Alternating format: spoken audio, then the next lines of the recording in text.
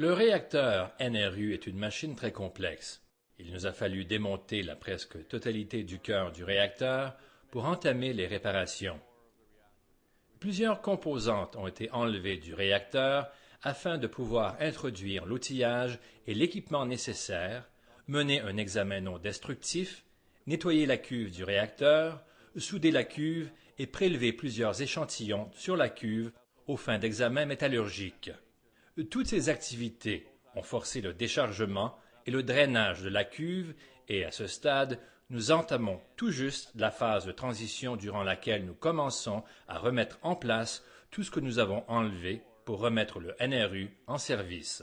Cela comprend le réassemblage de toutes les composantes du cœur du réacteur dans un ordre très logique, parallèlement aux dernières activités de réparation de la cuve pour en supprimer les fuites. Par exemple, pour remplir à nouveau la cuve, nous devons remettre 18 systèmes en service. Nous devons donc mettre en œuvre 18 procédures et listes de contrôle pour vérifier et nous assurer que chacun de ces systèmes est prêt à fonctionner. Nous devons suivre un calendrier de travail intensif de 36 jours pour mener à bien toutes les activités et nous avons élaboré un plan très détaillé qui détermine l'ordre et le moment précis selon lesquels chaque système doit être remis en marche et l'état dans lequel ces systèmes doivent se trouver pour continuer le travail.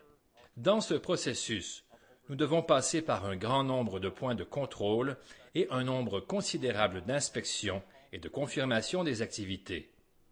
Comme il a été mentionné, nous avons réalisé diverses activités et nous devons maintenant fournir la preuve documentée que nous les avons bien exécutées, puisqu'en plus des initiatives de l'EACL, d'autres organismes nous supervisent, le plus important étant la Commission canadienne de sûreté nucléaire.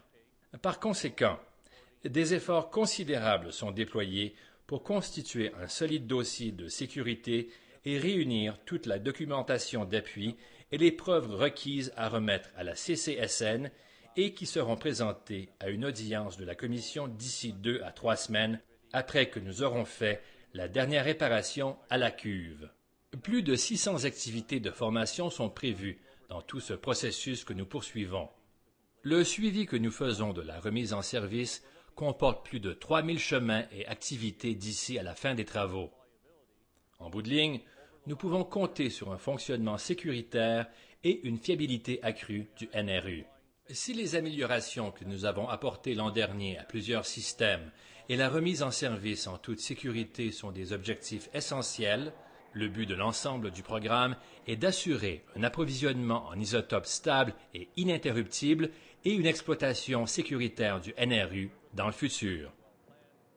Ce qui reste à faire dans ce projet de redémarrage a été bien planifié. Nous avons le personnel pour effectuer les travaux et nous avons mis en place les systèmes et les processus nécessaires pour les réaliser en toute sécurité. Tout repose maintenant sur la synchronisation du travail de cette équipe et la résolution des quelques écueils qui pourraient surgir au cours de la remise en service de tout le réacteur. Le réacteur NRU a un long passé et un long historique de production d'isotopes.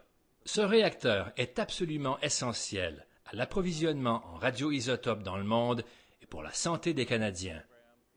Le NRU est également indispensable à la communauté, au programme de développement du CANDU et au programme de recherche que mène le Conseil national de recherche du Canada. Cette remise en service nous tient tous à cœur et je crois que pratiquement tous ceux et celles qui participent à ce programme ressentent un attachement personnel à voir le NRU fonctionner à nouveau.